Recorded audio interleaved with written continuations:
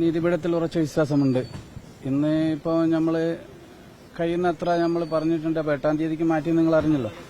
അതുകൊണ്ട് എന്തായാലും നീതിപീഠത്തിൽ നമ്മൾ ഉറച്ചു വിശ്വസിക്കുന്നുണ്ട്. ഇതിൽ രക്ഷിതാക്കളെ പങ്കുണ്ട് എന്നുള്ളത് വ്യക്തമായി വരുന്നുണ്ട്. അപ്പോൾ അത് അവർ നിഷേധിക്കാൻ ശ്രമിക്കുന്നുണ്ട്. അതിന് ആളുകളെ അതിലേക്ക് ഉൾപ്പെടുത്തിയിട്ട് സ്വാധീനം ചെലുത്താൻ സാധ്യതയുണ്ട്.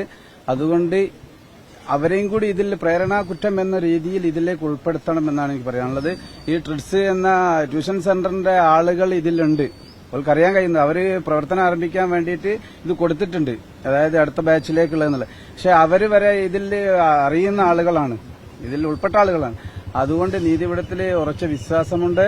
അതുകൊണ്ട് നീതി കിട്ടുമെന്നുള്ള, അതായത് അവർക്ക് നമ്മൾക്ക് നീതി കിട്ടുമെന്നുള്ള ഉറപ്പാണ്. അവർക്ക് ജാമ്യം കിട്ടില്ല എന്നുള്ളൊരു ഉറച്ച വിശ്വാസം നമ്മൾക്കുണ്ട്.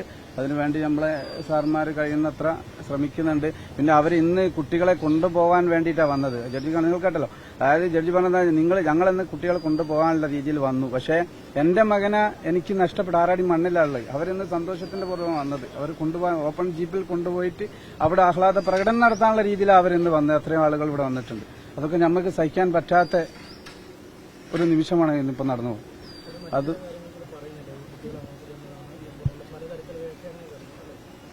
അതും എന്തായി കഴിഞ്ഞാലും ഓരോ ആരോപണങ്ങൾ ഉറച്ചു നിൽക്കുന്നുണ്ട്. അതായത് കുട്ടി ഇത്രയും ദൂരമൊന്നുമില്ല, 1.5 കിലോമീറ്റർ പരിധിയിലാണ് നടക്കുന്നത്. 7 കിലോമീറ്റർ എന്നാണ് വക്കീൽ ബാധിക്കുന്നത്. അതായത് താമരശ്ശേരി ഹൈസ്കൂളും ഈ പറഞ്ഞ ഈ സംഭവം നടന്ന സ്ഥലവുമായിട്ട് 1.5 കിലോമീറ്ററുമായിട്ട് അതിന്റെ ചുറ്റാളെ ഞാൻ താമസിക്കുന്നത്. അപ്പൊ 7 കിലോമീറ്റർ എങ്ങനെ ആവുക? അവന്റെ സഹപാഠികൾ താമരശ്ശേരി ഉണ്ട്, അവിടത്തേക്ക് ചെന്നല്ലേ. അതുകൊണ്ടാണല്ലോ ഇത് ഈ പ്ലാൻ ചെയ്തിട്ടുള്ള ഒരു പരിപാടി ആയതുകൊണ്ട് ഇവർ നിഷേധിക്കാൻ നോക്കുകയാണ് വക്കീലിനെ വെച്ചിട്ട്. പ്രഗത്ഭമായ വക്കീലാണ് അവർക്കുള്ളത്.